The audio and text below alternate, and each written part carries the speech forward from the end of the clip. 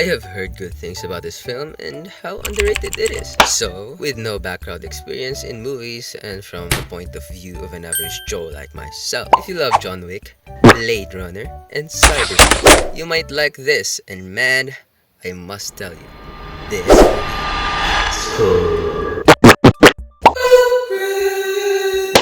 I might spoil a few things, but nonetheless, let me explain the atmosphere of the movie. Upgrade is set in a futuristic future in which people rely on different kinds of technology or machines to make their lives more convenient. And there are also machines that could be attached to an individual's body to make them more superior or just make them overall better. But some of the technology is only exclusive to the rich because it is a high class or something. So some of them rely on old school stuff, not automatic cars, but manual cars or something like that. So, the rich are the ones who have access to the most advanced technologies, meanwhile the poor is stuck with some good old cars and technologies. Alright, I'm tired. So, characters. There are only a handful of characters that you should focus on when watching this movie. Ray Trace, aka the main dude, who doesn't have any technology stuff in his body because he doesn't rely on technologies as much and loves being old school and stuff. Asha Trace, aka the throwaway main girl, so that the main guy has motivation to advance the plot of the movie. In short, she dies. Yeah, very unique. To give the main dude the dead wife buff or something like that. This girl somewhat relies on technology because they're rich. So, why not? Also, STEM, the implanted bug in which makes the main guy do some awesome stuff, like a boost or something, aka the upgrade.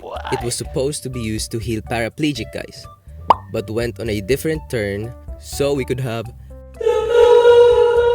Aaron, aka the weird, nerdy guy who created the upgrade. He's pretty much the Elon Musk of this universe. Also has a big company and weirdly enough is friends with the main guy or just a customer for the main guy or something like that. And Cortez, aka the detective, whose job is to do detective stuff and whatnot.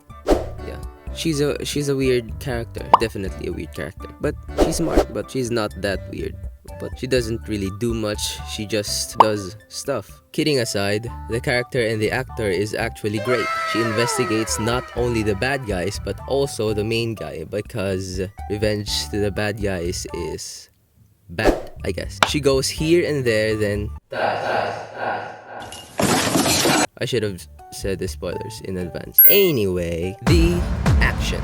The action in this movie is so underrated, and the acting from Gray, the main guy, fits into the action. Like, how could you act so robotic and so human at the same time? It's weird, but it's mainly fascinating. If you're watching this movie and expecting some action, well, you're kind of in the right place. For my preference, the action is not so intense that it gets boring, mainly because they utilize or use different camera angles and that tracking stuff. It gives off John Wick vibes, and if you're into that, then go and watch this movie. The action per se is a solid 9.5 potatoes out of 10 unpeeled potatoes.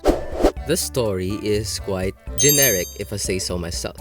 You kind of expect where it is going, but somewhat it surprises you. It's generic but somewhat refreshing in a sense, if you know what I mean. Nonetheless, the story is nothing special, but you can point out the scenes that aren't really necessary for the film. Like all of them, it is somewhat necessary to convey the message of the film. Like all of the scenes put in the movie is quite necessary in my own humble opinion.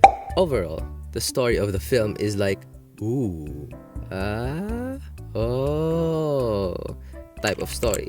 It's not boring if you ask me. Being confused and just tired of the coolness of the film, I'll rate the story 6.8 French fries out of 10 peeled potatoes. The acting. The acting, if you ask an average guy like me, is like nice. Not too nice, but like nice. It is nice in a way that you don't feel the cringe, but it is also not too nice in a way that you will have that Oscar moment, if you know what I mean. It's just acting. Not too good acting, but good enough for an average Joe like myself. So, to rate the acting, it's 8 normal potatoes over 10 high-class potatoes. The ending is like, whoa. The ending has somewhat of a revelation. The ending is not complicated for my ooga booga brain to process. It's a simple boom revelation. It's nothing too shabby if you ask me. It's just it. Nothing too complicated, although it would be fascinating if it ever happened in real life. But yeah, it's a nice ending for an underrated film. I give this ending 8 sacks of potatoes out of 1 truck of potatoes. The overall vibe of this film is immaculate. I might agree with the statement that it is quite underrated because the shots in this movie are really well thought of, and it is really nice to see this kind of creativity in movies. Will I recommend this movie? Yes. If you're bored on a Thursday, you could watch this. It was a fun watch, and to sum up the review, I'll give this an 8.05 out of 10.